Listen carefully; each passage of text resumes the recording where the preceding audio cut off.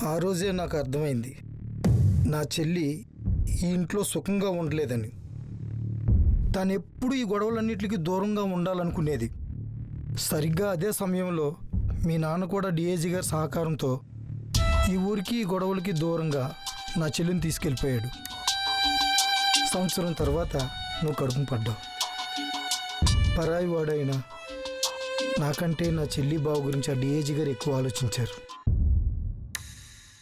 వాడితో మాట్లాడాకే అర్థమైంది ఇంకా మీ అమ్మ నాన్న మీద రుద్రగాడు ఎంతో పగతో రగిలిపోతున్నాడు.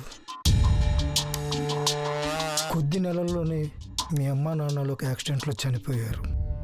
ఇప్పటిదాకా అది యాక్సిడెంటో ఆ రుద్రగాడు పన్నాగమో తెలియలేదు.